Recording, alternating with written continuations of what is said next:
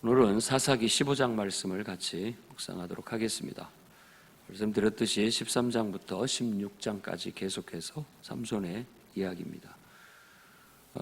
결혼식을 파장내고 화가 나서 집으로 돌아가 버렸던 삼손이 무슨 생각인지 다시 그 아내를 찾아 염소 새끼 한 마리를 마치 지참금처럼 선물처럼 들고 찾아옵니다. 그러자 그 장인이 들어오지 못하게 합니다. 왜냐하면 이미 자기 딸을 다른 친구 남자에게 줘버렸기 때문에 그렇습니다. 그래서 자초지종을 얘기하고 여동생이 있으니까 여동생을 너에게 주겠다 이렇게 흥정을 해보지만 삼손은 이제는 분명히 이번은 내가 블레셋 사람들을 해할지라도 그들에게 대하여 내게 허물이 없을 것이다 라고 해서 이번에도 블레셋 사람과의 싸움, 블레셋 사람들을 죽이는 것에 대한 명분으로 이것을 활용하고 있음을 알 수 있습니다. 밖에 나가서 여우 300마리를 잡아 그 꼬리를 2마리씩 묶고 거기에다 횃불을 달아가지고 지금 한참 밀을 거둘 때인데 그 밭을 다 돌아다니게 하고 또 포도원을 다 돌아다니게 하고 감람원을 다 돌아다니게 해서 불을 지르게 됐습니다. 그러자 블레셋 사람들이 이게 도대체 무슨 일이냐 하고 알아봤더니 여차여차 삼손과 그의 장인 얘기를 하자 블레셋 사람들이 삼손은 당장 어떻게 할 수가 없으니까 그 장인과 아내를 불로 태워 죽이기는 또 만행을 저지릅니다. 그리고 나서 블레셋 사람들이 군대를 동원하고 해서 삼손을 처단하러 동원되게 됩니다. 그들이 모인 곳이 레히라는 곳입니다. 레히라는 히브리어는 턱뼈라는 뜻입니다. 턱뼈. 근데 이 턱뼈 중에서도 나귀 턱뼈. 아무튼 이 지역은 이 나귀 턱뼈와 관련이 있는 지역이라고 볼 수 있어요. 또 삼손이 나귀 턱뼈로 또 1000명을 죽이기도 했을 뿐만 아니라 원래부터 그 지역이 레히라면 나귀 턱뼈와 관련이 있는 나귀가 거기에 많이 묻혔는지 아니면 또 나귀 턱뼈 모양의 지형을 갖고 있었는지 정확히는 알 수 없지만 그것과 관련된 지명이라 할 수 있습니다. 그러니까 레히는 나귀 턱뼈를 연상하시면 됩니다. 거기에 몰려왔더니 거기는 이제 유다 지파의 지경이기 때문에 유다 지파가 이게 무슨 일이냐 하고 자기들도 이거 어떻게 싸워야 되느냐 하고 한 3,000명이 이렇게 모였습니다. 도대체 왜 지금 이렇게 우리를 공격하려고 하십니까? 너희들을 공격하려는 게 아니다.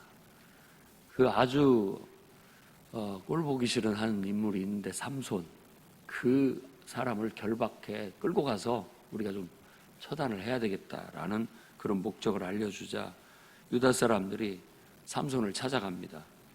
그는 지쳐서 에담 바위에 숨어 거기서 휴식을 취하고 있었는데 유다 사람들이 와서 너를 결박시켜서 보내지 않으면 우리가 살 수가 없을 것 같다라고 해서 결국 삼손을 새 밧줄로 단단히 2번 묶어가지고 블레셋 진영에 넘기게 됩니다.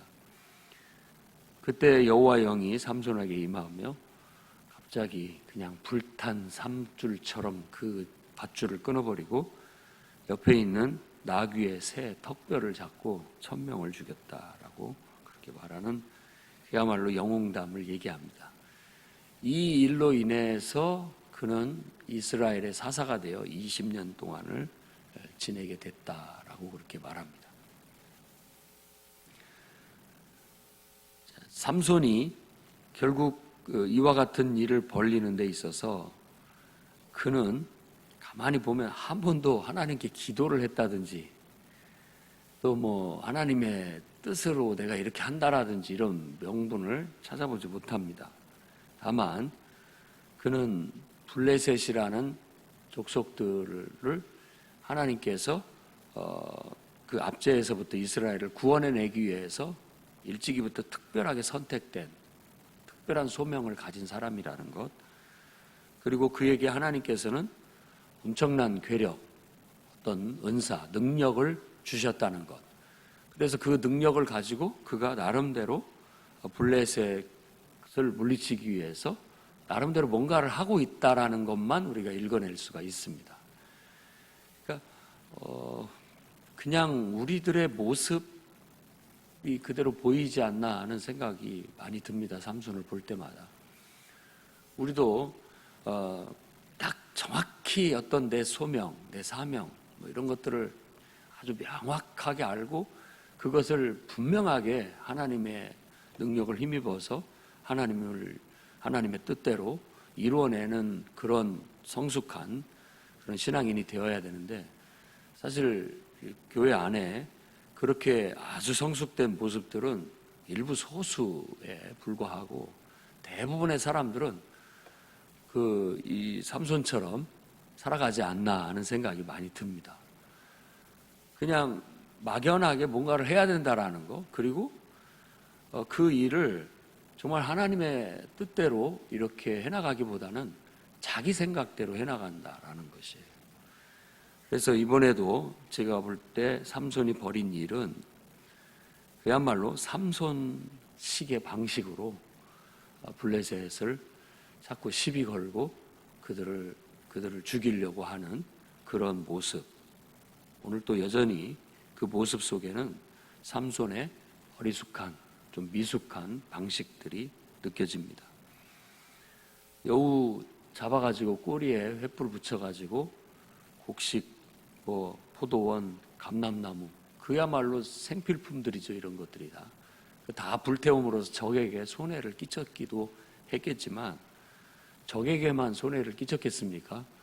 결국은 나한테도 해가 되는 일일 수도 있고 그렇다고 봐요. 그래서 곡식밭에 불을 지른 것은 그렇게 썩 잘한 것 같지는 않아요. 다만 대단한 놈이다, 이런 것은 분명히 느낄 수 있는 바입니다. 그리고 그것이 빌미가 돼서 결국 블레셋과의 싸움이 이루어지게 됐고, 그 일로 1000명을 삼손이 죽일 수 있었다는 것은 누가 봐도 아주 훌륭한 영웅적인 역할을 했다고 볼 수 있습니다. 그래서 이스라엘은 바로 그를 사사로 여겼고, 이때부터 블레셋도 또 이스라엘도 그를 이 사람은 지도자다라고 인정을 하게 되었다라고 볼 수 있다는 겁니다.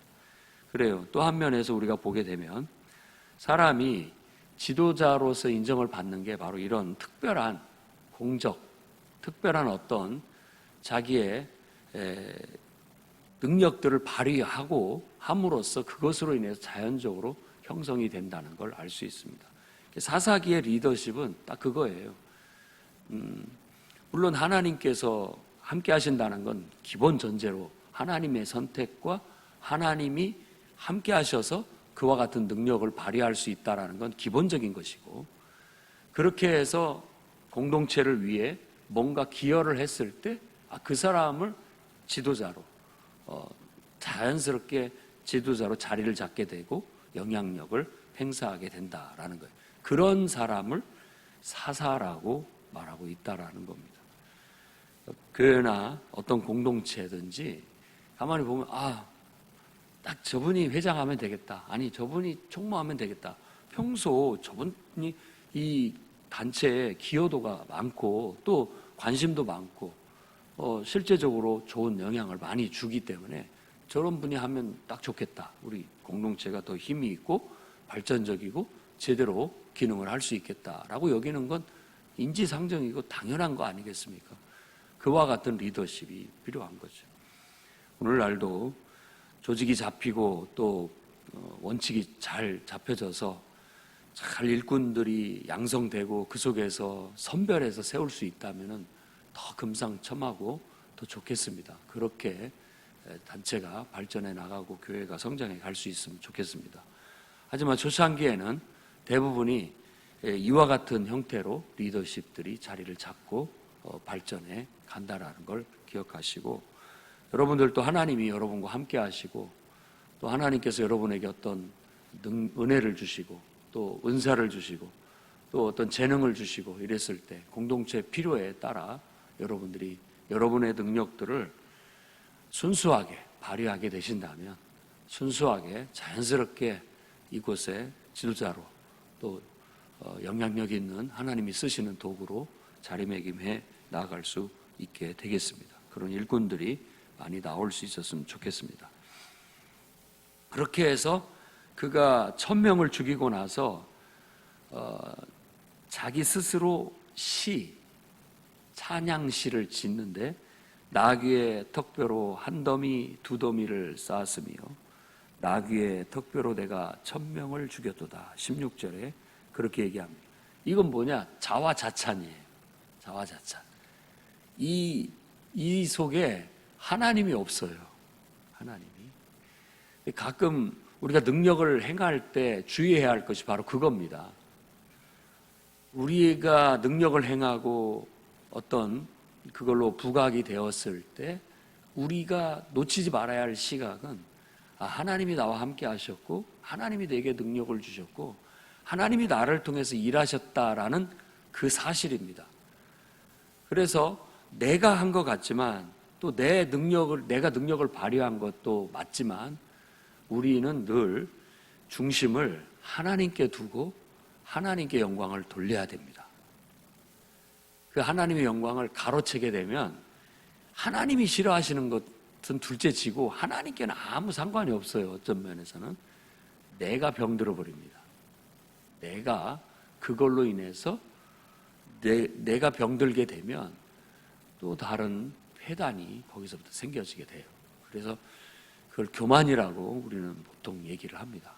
교만해져 버렸구나.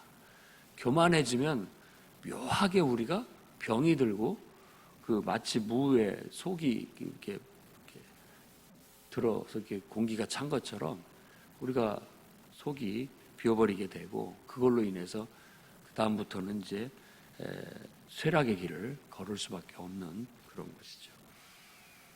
이 삼손의 이 찬양시는 좀 안타깝습니다. 그런 면에 있어서 내가 나귀 턱뼈로 한 더미 두 더미 엄청난 사람을 죽였다 하고 그 위에 턱뼈를 들고 딱 서가지고 자기를 이렇게 뽐내고 드러내는 것 같은 느낌을 받을 수 있습니다. 삼손 정도의 괴력이면 그럴 수도 있겠다 싶지만 무릇 하나님을 섬기고 또 하나님에 의해서 쓰임받는 사람은 그런 모습이 아니라 마땅히 하나님께 영광을 올려드리는 태도를 가지셔야 되겠습니다. 우리도 공동체 안에서 누군가 이렇게 잘 나가고 있을 때 또 하나님께 귀하게 쓰실 때 우린 뒤에서 박수 쳐주고 하나님이 저를 통해서 역사하셔서 우리가 도움을 얻고 유익을 얻게 돼서 이 단체가 잘 나가고 있어서 너무 감사하다라고 하면서 적극적으로 그들을 지지하고 협조해 줄 수 있어야 되겠고요. 또 그렇게 해서 자기가 잘했다고 하는 그 사람도 모든 것이 하나님의 영광이고 또 나를 위해서 기도해 주시고 협조해 주신 분들 덕택입니다라고 영광을 항상 나눠야 됩니다. 그게 신앙의 인격이에요. 그래야 우리가 바로 설 수 있는 거예요. 꼭 자기가 우월한 것처럼 또 물론 자기 능력이 이 모든 것들을 해낸 것처럼 우쭐대게 되면 묘하게 그때부터 그런 것들이 부정적인 방향으로 또 흐르게 되는 걸 기억하시기 바랍니다. 그 다음에 비로소 삼손이 이렇게 1000명이나 한번 생각해보면 혼자서 1000명을 3000명 이상을 상대해서 1000명을 죽였다고 해보십시오. 그러면 이 사람이 아무리 괴력이 있어도 지치고 그럴 겁니다. 물도 못 마시고 이랬기 때문에 심한 갈증을 느끼고 헉헉대면서 죽을 지경에 이르자 그때에서 여호와 하나님을 찾습니다. 삼손이 여호와 하나님께 부르짖어 주께서 종의 손을 통하여 이 큰 구원을 베푸셨사오니 내가 이제 목말라 죽어 저 할례 벗지 못한 자들의 손에 죽게 생겼습니다 라고 하나님께 부르짖자 하나님이 그의 기도를 응답하십니다. 그래서 레이의 한 우묵한 곳을 터뜨리셔서 거기에 물이 솟아오르게 하셔서 그 물을 먹고 영혼이 정신이 회복되어 소생하게 되었다라고 말합니다. 꼭 인간은 여기서 얻을 수 있는 교훈은 정말 자기가 죽게 생겼을 때, 자기에게 어떤 심한 결핍이 있었을 때 하나님을 찾게 된다는 겁니다. 그것이 곧 하나님을 만나는 문처럼 여겨집니다. 그래서 우리도 인생을 왜 하나님께서 이렇게 고통스럽게 하시고 이렇게 다 모든 인생들이 어렵습니까? 라고 하는데 다 알 수 없고 헤아릴 수 없습니다. 다만 이런 말씀을 통해서 우리가 잠깐 약간의 힌트를 얻을 수 있다면 그게 바로 하나님과 하나님을 발견하고 만날 수 있는 문이다라는 거예요. 통로가 된다라는 겁니다. 그때 자기의 인생의 한계에 부딪혔을 때, 어떤 사방이 꽉 막혔을 때, 아무것도 인간의 노력을 할 수 없을 때, 그야말로 인간의 연약함을 느낄 때, 그때에 발견되어지는 게 하나님이라는 존재예요. 내가 생생히 존재하는 것처럼 그때에는 정말 나만이 아니라 나는 작아지고 하나님이 이제 부각되기 시작하는 그 순간이라 할 수 있겠습니다.